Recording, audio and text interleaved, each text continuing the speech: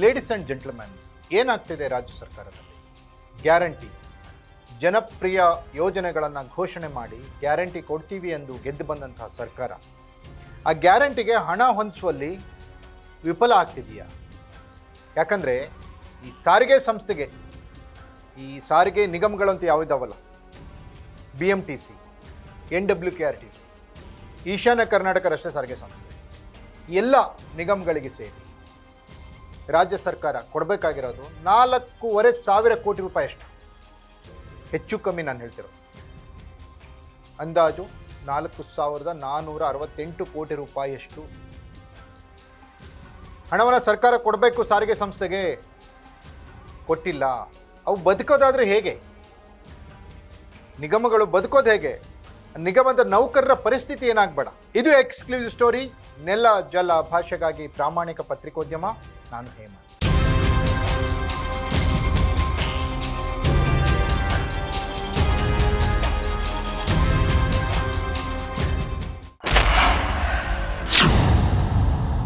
S ವೀಕ್ಷಕರೇ, ರಾಜ್ಯದಲ್ಲಿ ಅಧಿಕಾರಕ್ಕೆ ಬಂದಂಥ ಕಾಂಗ್ರೆಸ್ ಹಲವಾರು ಗ್ಯಾರಂಟಿ ಯೋಜನೆಗಳನ್ನು ಜನರಿಗೆ ಹೇಳಿ, ಪಂಚ ಗ್ಯಾರಂಟಿಗಳನ್ನು ಕೊಡ್ತೀವಿ ಅಂತ ಹೇಳಿ ಅಧಿಕಾರಕ್ಕೆ ಬಂತು. ಪರಿಣಾಮ 135ರಷ್ಟು ಸ್ಥಾನಗಳನ್ನು ಕಾಂಗ್ರೆಸ್ಗೆ ಗೆಲ್ಲಿಸಿದ್ರು ಕರ್ನಾಟಕದಲ್ಲಿ.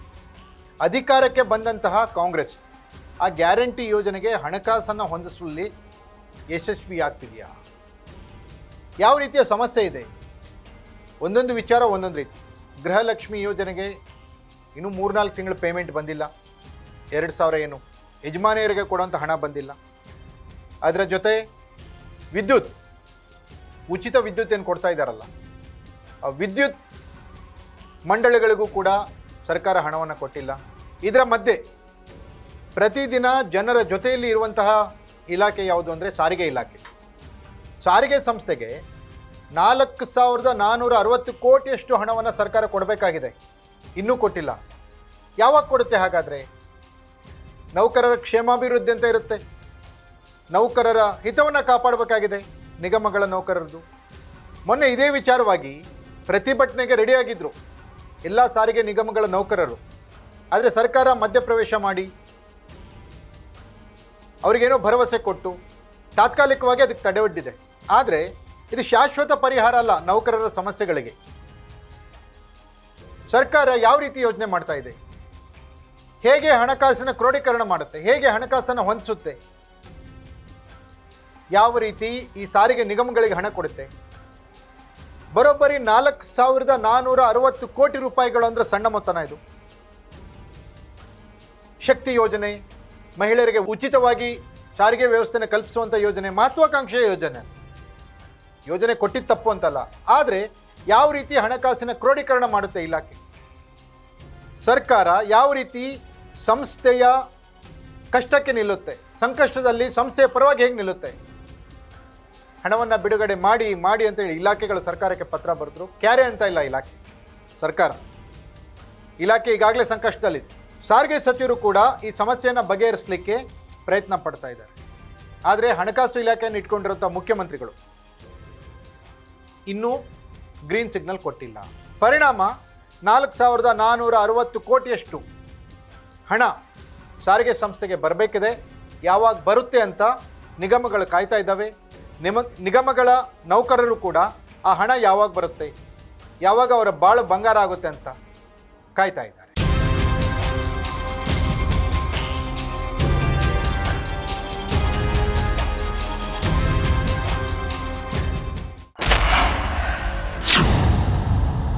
ಗ್ಯಾರಂಟಿ ಯೋಜನೆಗಳ ಬಗ್ಗೆ ಈಗಾಗಲೇ ಸುಪ್ರೀಂ ಕೋರ್ಟ್ ಕೂಡ ಹಲವಾರು ರೀತಿಯ ಭಿನ್ನಾಭಿಪ್ರಾಯಗಳನ್ನು ವ್ಯಕ್ತಪಡಿಸಿದೆ.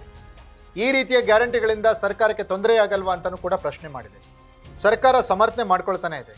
ನಿನ್ನೆ ಒಂದು ಹೆಜ್ಜೆ ಮುಂದೆ ಹೋಗಿ ಉಪಮುಖ್ಯಮಂತ್ರಿ DK ಶಿವಕುಮಾರ್ ಗ್ಯಾರಂಟಿ ಹೊರೆ ಯಾವ ರೀತಿ ಸರ್ಕಾರದ ಮೇಲೆ ಬೀಳ್ತದೆ ಅನ್ನೋದನ್ನು ಸೂಚ್ಯವಾಗಿ ಹೇಳಿದ್ದಾರೆ. ಆದರೂ ಕೂಡ ಇಷ್ಟೆಲ್ಲ ಹೊರೆ ಇದ್ರೂ ಕೂಡ ನಾವು ಗ್ಯಾರಂಟಿಯನ್ನು ಮುಂದುವರಿಸ್ತೀವಿ ಅನ್ನೋ ಭರವಸೆಯನ್ನು ಕೊಟ್ಟಿದ್ದಾರೆ. ಇಂಥ ಸಂದರ್ಭದಲ್ಲಿ ಸರಿಸುಮಾರು 4,460 ಕೋಟಿಯಷ್ಟು ಹಣವನ್ನು ಸಾರಿಗೆ ಸಂಸ್ಥೆಗೆ ಬಾಕಿ ಇರಿಸ್ಕೊಂಡಿರುವಂಥ ಸರ್ಕಾರ ಯಾವ ರೀತಿ ಮುಂದಿನ ದಿನಗಳಲ್ಲಿ ಸಾರಿಗೆ ಸಂಸ್ಥೆ ಸಂಕಷ್ಟಕ್ಕೆ ನಿಲ್ಲುತ್ತೆ ಅನ್ನೋದು ಮಾತ್ರ ಈಗ ಕುತೂಹಲ ಬರುತ್ತೆ. ವಾಯುವ್ಯ ಕರ್ನಾಟಕ ರಸ್ತೆ ಸಾರಿಗೆ ಸಂಸ್ಥೆ, ಈಶಾನ್ಯ ಕರ್ನಾಟಕ ರಸ್ತೆ ಸಾರಿಗೆ ಸಂಸ್ಥೆ, ಕರ್ನಾಟಕ ರಾಜ್ಯ ರಸ್ತೆ ಸಾರಿಗೆ ಸಂಸ್ಥೆ, ಜೊತೆಗೆ BMTC ಬೆಂಗಳೂರು ಮಹಾನಗರ ಸಾರಿಗೆ ಸಂಸ್ಥೆ ಎಲ್ಲ ನಿಗಮಗಳ ಒಟ್ಟು ಬಾಕಿ ಸರ್ಕಾರದಿಂದ ಬರಬೇಕಾಗಿರೋದು 4,460 ಕೋಟಿಗೂ ಹೆಚ್ಚು ಹಣ. ಈ ಹಣ ಯಾವಾಗ ಬರುತ್ತೆ ಅಂತ ಕಾಯ್ತಾ ಇದ್ದಾರೆ. ಸರ್ಕಾರ ಇದ್ರ ಬಗ್ಗೆ ಏನಾದರೂ ಕ್ಲಾರಿಟಿ ಕೊಡುತ್ತಾ? ಕಾದು ನೋಡಬೇಕಿದೆ. ಇದಾಗಿತ್ತು ಎಕ್ಸ್ಕ್ಲೂಸಿವ್ ಸ್ಟೋರಿ. ನೆಲ ಜಲ ಭಾಷೆಗಾಗಿ ನೋಡ್ತಾ ಇರಿ ಫೋಕಸ್ ಟಿವಿ.